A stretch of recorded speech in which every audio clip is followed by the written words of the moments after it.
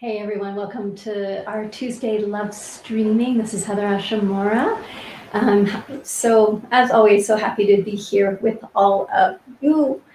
And I was looking around for something that I was going to read for you today, and I realized because I'm up in Taos on a little vacation, hey Valerie, that I don't have any reading material with me that would be of interest. I'm reading bunches of stuff, but nothing that I feel like would be applicable here. So put my headset on. There, that'll probably be better. So, as I was saying, I am up in Taos, New Mexico, getting out of the heat of Santa Fe, and it's been so good to be up here and to have a break from the heat and to get to be near the river and go for hikes. I just went for a 3-hour hike today with my friend Jai. Hi, Elizabeth. So just settling back in, just did a beautiful love stream spotlight with Serena Hicks, who is a part of our Warrior Goddess Facilitator Circle. And she just talked about her experience of being half Black and half white. She has a Black father and a white mother, and just how different her experiences were growing up with her parents. Her experiences with that. So if you haven't had a chance to watch it, highly recommend it. It's short, it's about 30 minutes, and she really did a beautiful job of helping to explore racism, white privilege in a really heartfelt, experiential way. So highly recommend it if you haven't had a chance to look at that. And I'm going to share a story with all of you today. I'll probably do a short love streaming today because I have not yet written my Tuesday newsletter. So I will share my Tuesday newsletter idea with you. Then we can talk, because of course there's a moral to it. And I woke up today thinking about this idea of running towards something that you want. Hi, Wendy. Glad you're here too. So, this is a really silly story, but it's an experience. So, and I will give a caveat. I still need to call my mother and talk to my sister about what actually happened. So this is only one perspective of an experience that I had when I was 11. My sister was around 9 at the time. And we lived in Oklahoma City. And we lived in Oklahoma City for exactly 1 year. And what I remember the most about Oklahoma City, because I was in the 5th grade, is that the school that I was in, which was kind of right across the street from where we lived, was an experimental, basically open design school where the floor we were on was one big round corridor, basically. And that I was learning fractions at the time. That's what I remember about it. And you would learn at your own pace. And so we had a class, but our class was all in different places in the building, depending on where you were in learning fractions or whatever else we were learning at that time. So you would be in one area and then you would move on at your own pace. It was a brilliant school. It was really an incredible school. And I remember I loved it dearly. The other thing I remember about Oklahoma City was one of my best friends, whose name was Kelly, and spending hours with Kelly playing on the jungle gym. And we had this whole made-up game called King Kong that we would play I just remember playing it with her for hours and how magical it was. And I also had a neighbor, Dawn. I don't remember Dawn's sister. Dawn was a little bit older than me. I think she was the one that introduced me to listening to music and like pining for boys or for a different life. So that's probably where this whole thing started. So back to our story. There's the background. Oh, and there's another piece of the background. One of my sister and my best friends was Stacy Applewhite. Stacy was a little bit older than me. I think she was really Christy's age. And Walt, who was her father, worked with my dad. They were cohorts in the company. And so they lived away. They weren't neighbors. They lived away from us. But I really Yeah, anyway. Okay, so here's the setup for the story. You ready? So one day, Dawn and I decided that we wanted to run away from home.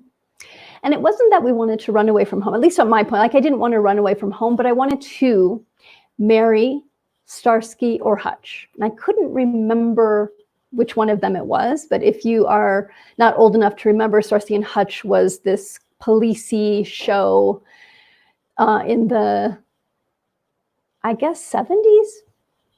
And I think I liked Hutch, but it might have been Starsky. Anyway, we decided we were going to go to California and marry Starsky and Hutch. Now, there were many issues to this problem. Yeah, I like Starsky. It was probably Starsky. So there were many issues with this idea. One, we were 11 and 9 and probably 8, probably Dawn's sisters. Hutch was the blonde one. It was Starsky then. And so that was a problem. When we were 11, why would they marry us? But that made no difference to us. We knew they were going to marry us. And that even though there were 4 of us, we'd figure out how to split it up later. So what we decided, we made a plan. And what we were going to do is we were going to leave the house. We were going to walk towards the bank. So we could actually see the bank building in the distance in Oklahoma City, in the capital or whatever, the downtown. And so we knew we'll just walk towards the bank. We'll spend the night someplace. And then when the bank opens in the morning, we'll get our money out and we'll get on a bus to California, where we will then meet Starsky and Hutch, and then they will want to marry us, of course. So we decided, because we were sleeping out, we were going to need sleeping bags. So we threw our sleeping bags out of the window, second floor window. And then right before we were going to leave, we decided that we didn't want to have to carry the sleeping bags. So that just seemed like a lot of work. So we left in our winter coats. It was cold, in our winter coats, and headed towards the bank. And what I remember about that is there was a point when we realized our parents were onto us and they were following us and hiding in the parking lot of I think it was a Burger King. And then being super excited because we ditched them. We managed to lose them. And then the next thing I remember is us crossing this golf course. And now I'm like, what were we thinking? We were not thinking, obviously. But as we're crossing the golf course, we're actually walking across the lakes and the ponds that was all frozen. And apparently Christy lost her shoe at some point. I don't remember this. What I remember is the little girls, the younger sisters, whining and saying that they were cold and that they wanted to go home. And at a certain point, Dawn and I were like, okay. We realized our plan to run away was not going to work. And so we were trying to figure out what to do next. And I remember looking up, we'd gotten through the golf course, who knows where we were at this point. And I have no idea how far this was away, but I looked up and I was like, oh, wait a minute, I know where we are. Because it was the apartment complex where Stacy family lived. So Barbara was her mom. So we went, it was probably 9 o'clock at night. We went and knocked on the door, and Barbara answers the door. I loved this moment. So here are 4 girls that are all 4 white girls that are exhausted. I'm sure my sister, I don't know if my sister was crying, but I'm sure the youngest one, and I don't remember her name again, was probably crying. I mean, we must have just like these ratty girls. And Barbara and her family were Black. So Barbara opens the door and sees all of us and starts laugh. Like, she starts this big smile starts on her face when we're explaining to her that we ran away from home and that we got lost and that we wanted to go back home now. And she did the total mom thing where she just started laughing at us because we were probably just a sight. And then she shut herself down and got very serious and said, come inside, let me call your parents. But she must have been so tickled to have us show up at her doorstep in our aborted attempt to run away from home. Why I think this story is so interesting, there's many, many layers to this. Oh, and we got grounded for weeks. Remember, Christy and I were grounded for weeks after this. So here's part of the story that, again, just interesting. So my neighbors and the whole neighborhood that we were in was incredibly conservative. And very, very, very religious. So when we first moved there, the first Sunday that we moved in, my mom told me later that a church van drove up and parked and came up and knocked on our door and said that they were ready to bring Christy and I to church. They don't know us. They did not ask. My mother chewed them out of like, I didn't ask for my daughters to go to church. They are not going to church with you. Thank you so much. Goodbye. They came back again the next week. And my mother again said, no, my daughters are not going with you to church. The other thing my mom told me later, actually just recently texted me, was that the neighbors, so Dawn's family, called my mom one day and said, your daughters are not allowed to play with Stacy. And my mom's like, excuse me? And they said, that's not okay for her to come over here. And my mom said, it's of course fine for her to come over here. And their response was, then our daughters cannot play with your daughters. Because Stacy was Black, they thought that they could tell my mother, she's not allowed to be here. My mother was like, are you kidding me? No, she can be here. They are friends. So the circle of us ending up at Stacy's house and Barbara being the one, to take us back home and drop us off. So there's not really a moral to a story, except for, there's many thoughts around this, that as parents, like I'm so grateful to my mom, exactly, and those of you that know my mom, you know my mom is feisty, that she stood up for what she believed in, that she didn't cave to, oh, everyone needs to go to church, or, oh, we're not allowed, we don't want to upset the neighbors.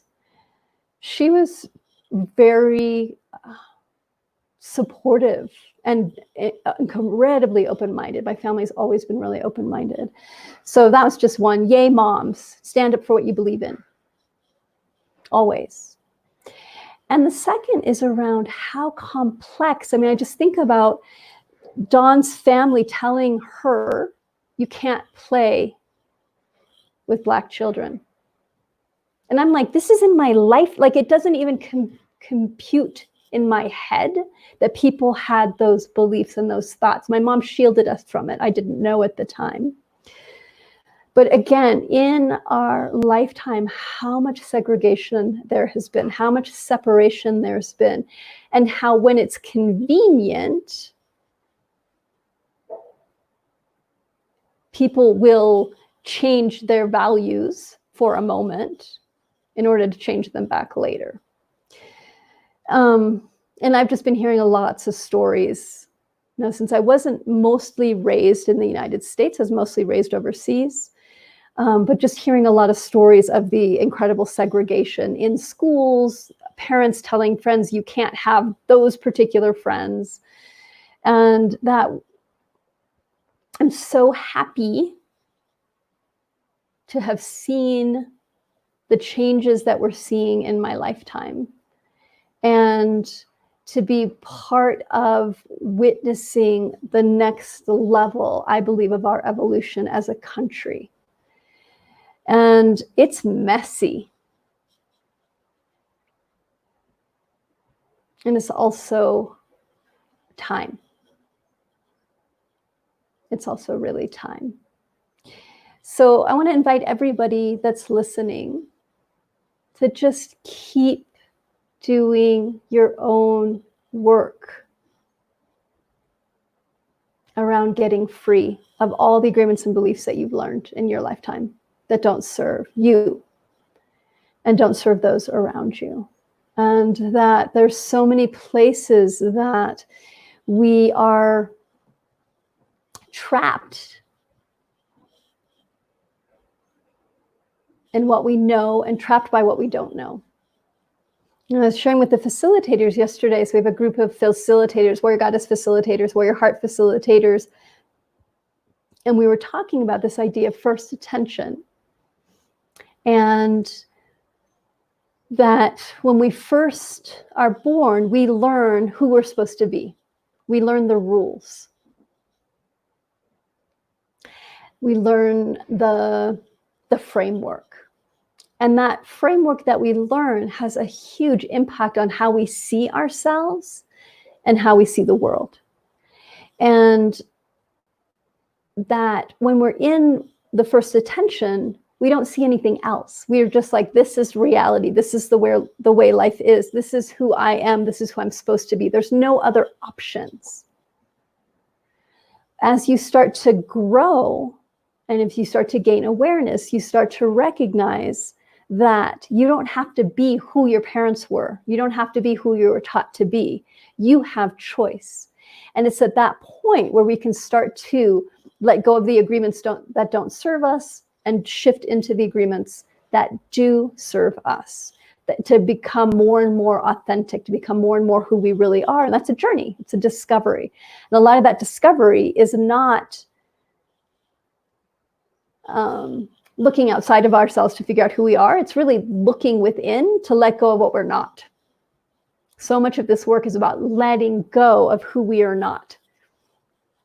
Because the authentic expression of who you are will come up. It will arise naturally because it's there. There's just all this stuff piled on top of us. And we have a lot of cleaning to do individually and also as a country and as humans. Hey, Devin. As humans, we've got a lot to peel, to clear, to come back into our own authentic expression, to reconnect with our inspiration, our intuition, our own inner guidance.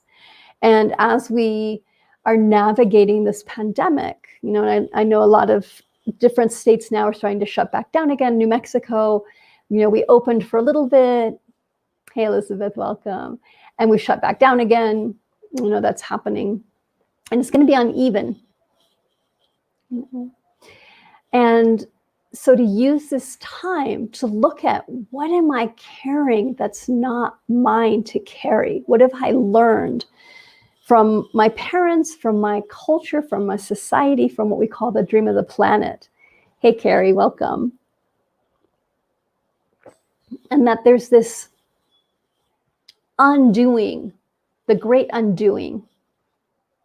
You know, I hope that we look back at this time and we see how much we progressed as humans through this time.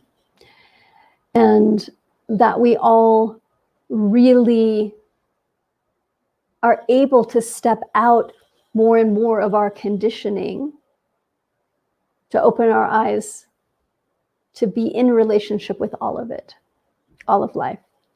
Hey, Niall. Hey, Micah. Yay. From Bernalillo. Oh, you come up to the land, sweetheart. We're about to have a work party. I'll write you. Yay. So those are some thoughts. Some other thoughts that I've just been pondering is, I was talking about this to Mary the other day, that I think one of the things that growing up overseas and moving as often as we did, and having as open-hearted parents as I had, that really wanted us to have diverse experience, that never forced us to do anything or be anything. I'm sure. Yeah, Portland is, amazing and crazy. Good. Okay, I'll send me do I have your email? I think Liz has hooked us up. So if she hasn't, I'll message you. That's what we'll do. It'd be so great to see you up there. Yeah, and let's just talk about Portland for a second. Since Diane is from Portland, let's just mention this. Okay, people. And I'm not one usually to get really political around this stuff, so we're just going to tap on this. But hello, unmarked military or whoever in unmarked vans pulling protesters and tossing them into, like, not okay, United States. Like, when I read that, I was like, what?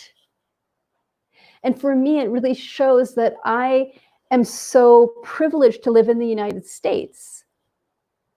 where there are checks and balances. There are a lot of checks and balances that we have within our Constitution and with the way that our government was set up, so that there can't be military takeovers, so that the government is balanced, so that the people are taken care of.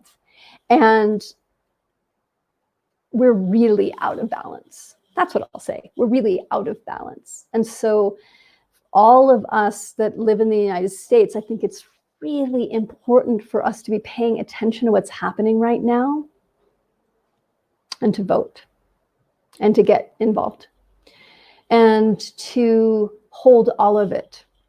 So this is what I was saying before, is that I think, my parents brought us to the slums to just see how people lived. We traveled a lot. From a very young age, I realized the incredible gap in wealth between most of my friends in the United States, my family, my friends in the countries that we were in, and most of the people that were in those countries. And what, people that were, I remember my mom, when we lived in Thailand, she worked at a refugee camp for a while, for a couple of weeks. And I can't remember who was coming over. Yeah, exactly, Niall. I can't remember what refugees were coming over into Thailand, but she went to the border and was working in the refugee camps. And she would just come and tell us. She didn't tell us much, but I could tell by looking at her face and just feeling how devastating it was and how difficult it was. And so there's always been this, I don't know how to say it, this like knowing in my being, because I've seen the poverty, that it's always there. And how do we hold, this is all I'm trying to say, is how do we hold all of it? How do we hold the beauty and the joy? Because there's always beauty and joy. Even in the worst of times, there is beauty, there is joy, there is grace. There are people doing incredible things. There are people reaching out and helping other people. There are babies being born and born into loved families. There are people speaking up. There are people in bliss. There's all of this happening all around the planet. No matter how bad it seems, there's always the joy.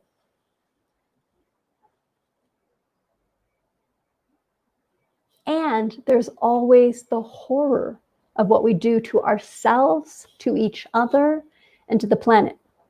And all that's happening simultaneously. And so my prayer for all of us is that we continue to grow our capacity to get bigger, to hold all of it, rather than trying to ignore all the hard things that are happening or be overwhelmed by the hard things that are happening. A couple days ago, I went and started looking at two things that I had heard about, but I hadn't really looked at because it felt like too much. And one was transgendered Black people getting murdered. And the second was Native American women going missing. So I was like, all right, I'm going in. Like, let's see what's here. And I was shocked at how many transgender Black women are being murdered right now in hate crimes. And it was like 7 in the last month. And I just let that just took that impact in, and then opening to, okay, Indigenous women that are going missing, and how there isn't, a white kid, like a blonde, white, cute kid goes missing and everybody's all over it. But the Indigenous community was saying, one of our people go missing, and there's hardly any stir about it at all. And then I started looking at how many people go missing in the world, how many people go missing in the United States last year, and just let my heart break. Just let my heart break.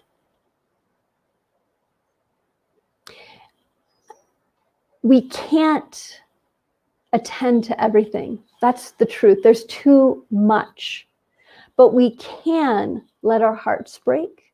We can listen to, where's my place to plug in? How do I keep learning? Not so that I get buried and I become paralyzed and ineffective, but that I can let that fire be lit so I can take action.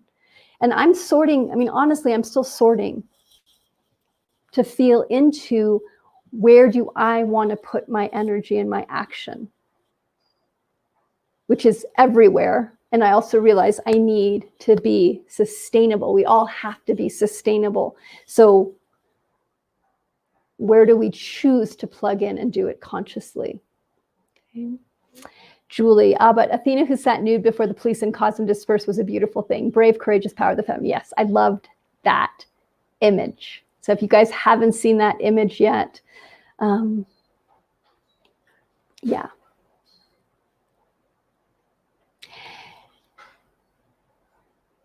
We get to be creative.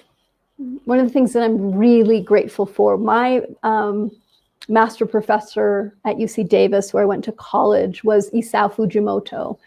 And Isao was an incredible, I studied community development. He was a community development, and he taught us so much. I learned so much from him around activism and community and creativity. And that image was one of the just most like, yes, we have to be creative in creating change.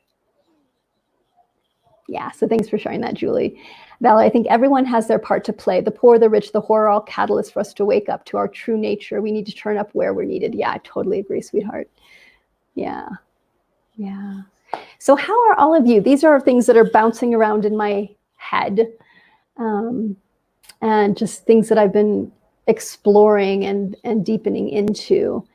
And you know, especially this idea of staying sustainable, staying grounded, staying present, being in for the long haul, and knowing that we're in for a rough ride.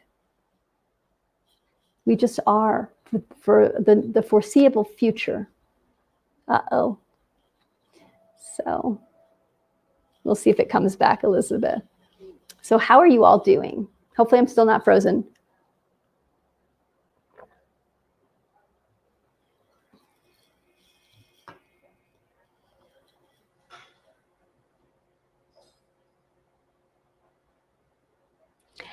I also want to share, while I'm waiting for you guys to share, and who knows if I'm still live or not, is the Black Fairy Godmother.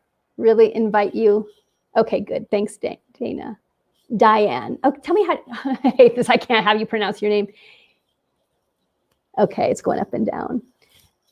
Dayan. Good. So what was I going to share with you?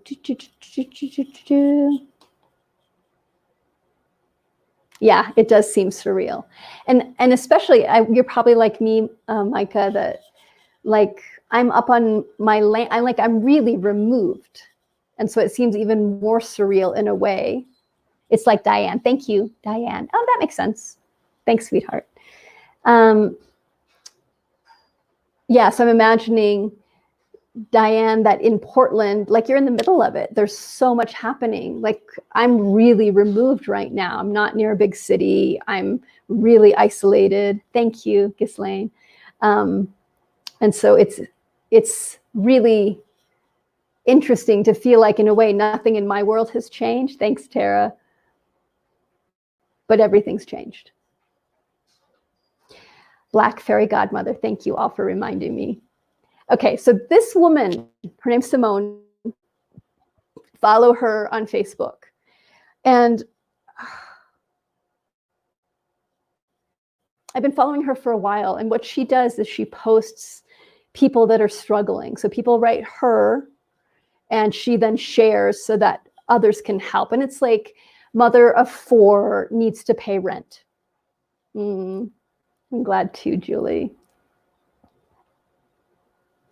So she like receives all of these requests. She puts it out to the community. The community then says, okay, I've covered that. So she gives a way for people to be able to connect. And it's raw. It's raw, because it's like, family of 4 about to be evicted. She needs another $1,000. Who has it? Woman doesn't have any food to feed her 2 kids. Can you go onto Amazon, or can you go to this site and provide for her? So she just did an Instagram live late at night that I happened to watch.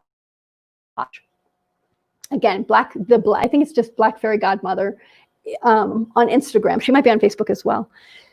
And she was talking about how she's learning how to take breaks, that she's going to take 2 weeks off and 2 weeks on. Her first name's Simone. I'm going to go grab the link for you guys. I will share. Give me 1 second. And it was obviously so hard for her to unplug, but she has to. This is the backup page. What does that mean? Interesting. 1 second. But this is the place where community is so powerful. There we go. Simone Gordon, official. All right, here we go.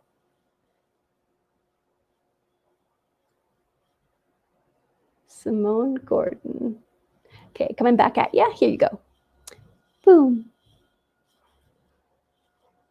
Okay. And watching her obvious understanding she has to take care of herself with her desire to take care of her people. And I think all of us have a little bit of this pull of, we know we need to take care of ourselves, and that we also want to be in service to our community, and finding that balance. For some of us, it's going to be about reaching out to our community more. For some of us, it's going to be about pulling back because we're overstretched. And again, sustainability. What's so beautiful about community is that we can help each other, that we understand the resources that we have, we can share, and that we can lift each other up.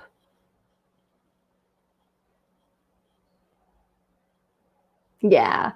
Have a good environment to ask questions, discuss, debate, and even argue at times. Lots of work to do on myself, but you are right. It's a powerful place to do it with support and love. Beautiful. Yeah, within your family. So I love that. Yeah, it is a good time for us to open the doors to maybe conversations that we haven't had, to places that we haven't looked inside of ourselves, to go deep, to dive deep, and to look at how can we start supporting our larger communities. How can we start supporting the communities and the people that are really struggling, and gift the resources that we have, whether that's money, or whether that's time, or whether that's information. That's all helpful as well. All of that is helpful. So share with me, how are you? How's it going? I am tired. I just did a huge hike this morning, and so I'm feeling a little bit like I just want to lie down, but I'm good. I'm happy. But how are you? Tell me about you.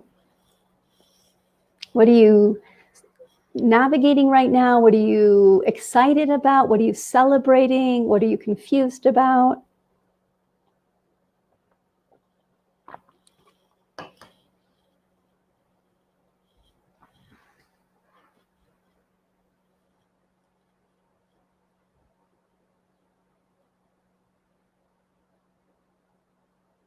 What's in your heart?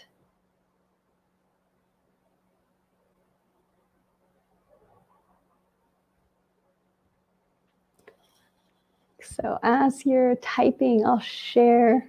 Oh, I had a total mental breakdown yesterday at the dentist. Oh, I'm sorry, hon. Oof, wrapping you in love and hugs, and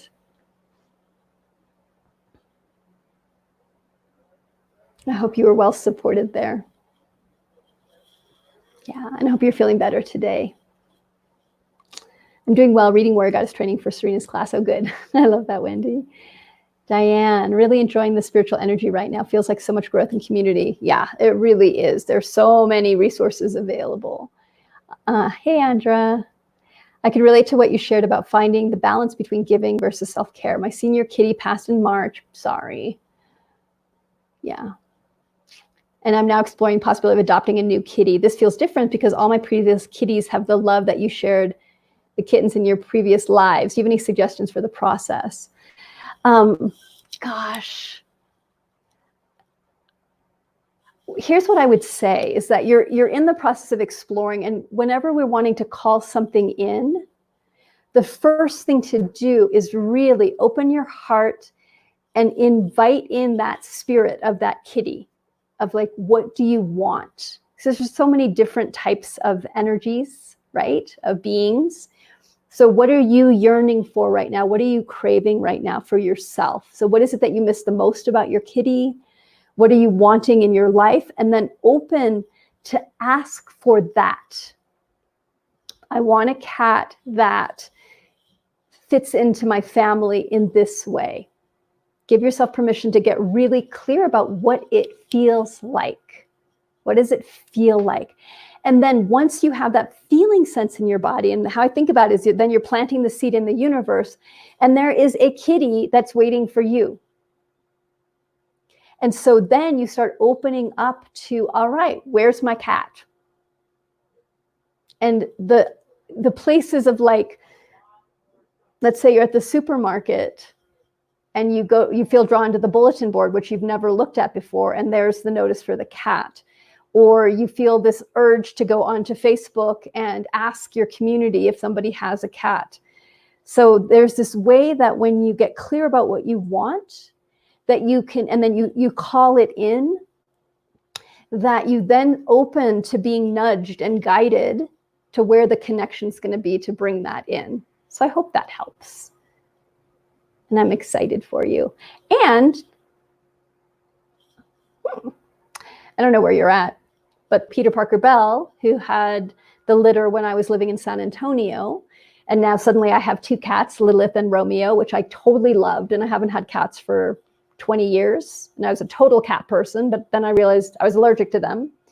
So having cats again, my heart has been so just lit up. But Peter Parker Bell is about to have another litter already, believe it or not. So if you're anywhere near San Antonio, there's probably more cats, kittens. It's their last litter.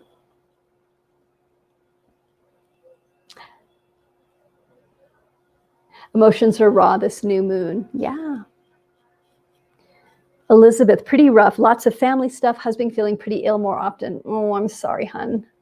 Doing my best to stay grounded every day. Been crying a lot because my best friend, my hubby, can't do that anymore. Yeah. Yeah, I know. And I'm so glad that he's at home, that you've had this time. I know you guys have been spending really good time together. So it's, yeah. Letting yourself be with the heartbreak. Know that you are held in the arms of your community as you're also holding your husband and your best friend. And, he's on a journey. And so I think the best thing that we can do when our people that we're really close to are really struggling or dealing with body illness is let him be on his journey. It's not your journey. You're on a parallel journey, but really let him have his journey. Yeah, but I know it's not easy. Kara, I'm okay for the most part. I just hate being single. It's hard to find someone as a trans woman. Yeah, especially now in the pandemic. Super hard to date. Yeah, but again, it's that same thing, Carrie, is that thanks for your honesty of that struggle of how do I date as a trans person and how do I call in, and it's that same place of the feeling sense of what you're wanting in a relationship. And when you have that in your body, to then open to where is that going to come from? And it may not come from an intimate relationship. It may come from a friendship. It may come from a teacher that you find. It may come from you, like, I'm just making something up, but like discovering knitting and how fulfilling that is. And what I found is that as you pull in what you want without going, it has to be a relationship that looks like this, the relationship will show up. It just may take time. So sending you lots of love on that, and that place of feeling in your body. What do I want? What am I craving? What do I want to hold? And then where is that going to come from? And that it's not necessarily the way you think it's going to be right away. So often when we think it's supposed to look this way, we miss out on the other places it's showing up in our life. I hope that helps. Niall, I'm fine. Isolated, also working on the house. My only worry is a friend who's having a psychotic break, but me, okay. I'm glad you're doing okay, hon. Yeah. Maybe we can go for a walk sometime when I'm back in Santa Fe. I'm up in Taos right now. Yeah.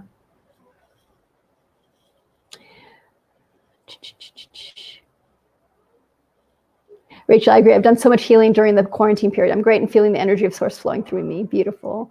I'm seeking out my intuition to guide me to be of mental support and strength to others. Beautiful. Thank you, Rachel. I'm so glad to hear that. Valerie, had a mad day letting go of old fears of lack. My sister and I spoke about how we were in between my mom and dad and who had polarized ideas about money. Yeah. So good digging of the past.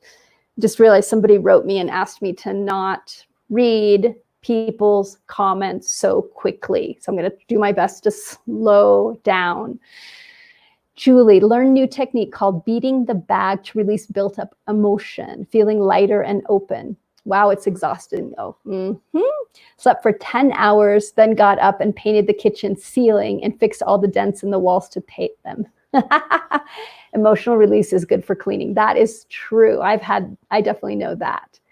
So yeah, as we're in process of clearing emotion, it's exhausting. So to make sure you're resting, make sure you're giving. And I think this is true for all of us, just pandemic and all the stuff that's up politically and the racism and unpacking that it's really important for all of us to get rest as much, because we're integrating a lot. There's a lot happening psychically and emotionally.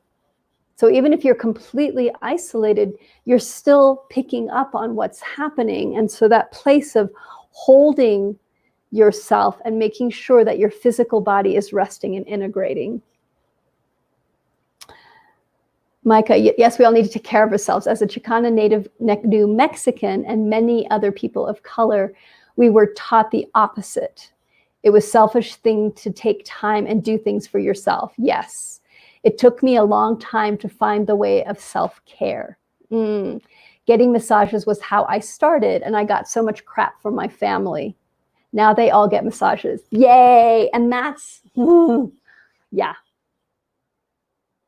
We have to be sustainable, and within our communities, so especially Chicana, especially Native American and Native New Mexican, people of color, I've heard that before of there's the family comes first, and if you're taking care of yourself, you're selfish.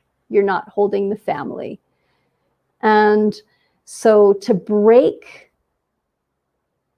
that agreement and to really recognize the incredible importance to be sustainable means you must self-care. And that I love that your family then, after initial resistance, got it because they saw. So great.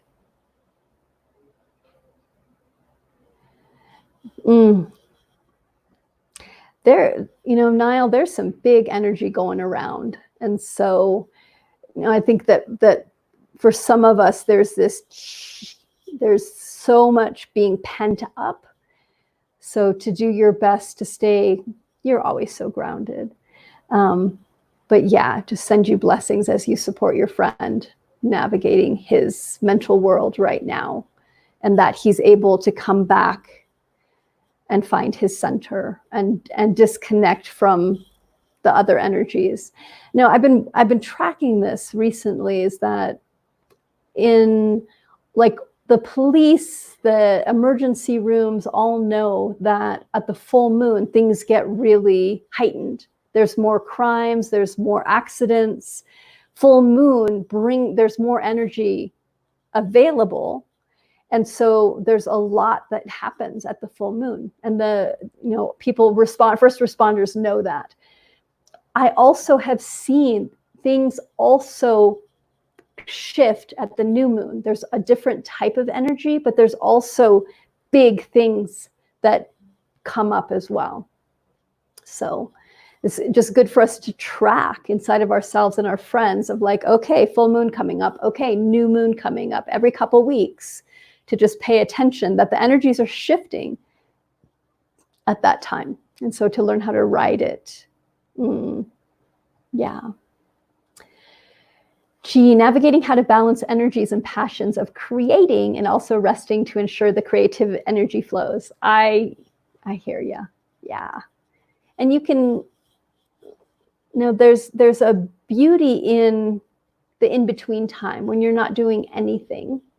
And I've been really watching that in myself, that I went through a phase where I was having a hard time writing and focusing, and I just decided, let it go and just I think I took 2 or 3 days off where I built adobe bricks up on my land, and I cut trees down, and I did hard physical labor for a couple days.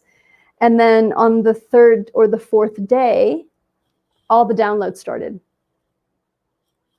And so there's this beauty in just giving yourself complete off time, because that helps the reboot so often. You're welcome, Elizabeth. Ghislaine, I'm so sad that my kids who are in Europe can't come here and I can't go there, that you couldn't get back from the US. That must be so hard to be separated from your kids. Yeah.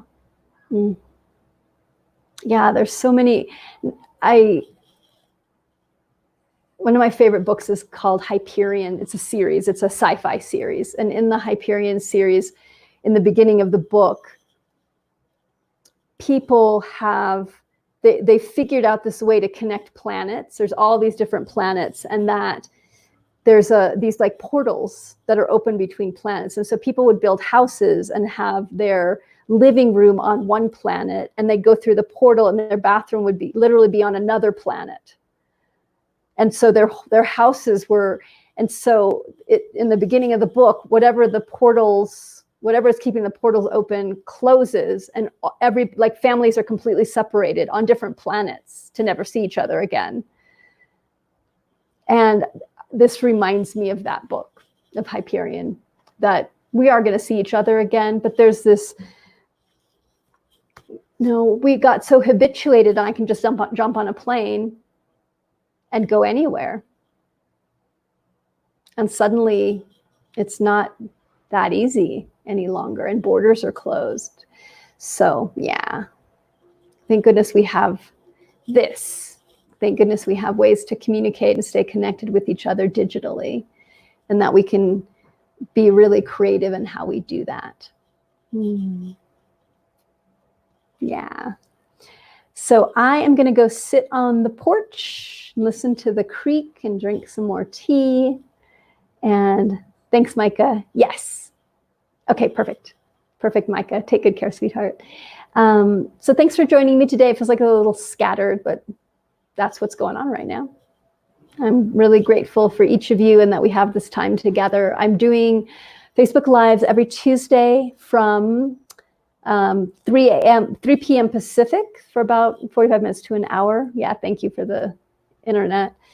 So join me next Tuesday. I'm also doing love streaming spotlights, where I'm bringing in Black voices mostly, and I'll start bringing in other women and people of color.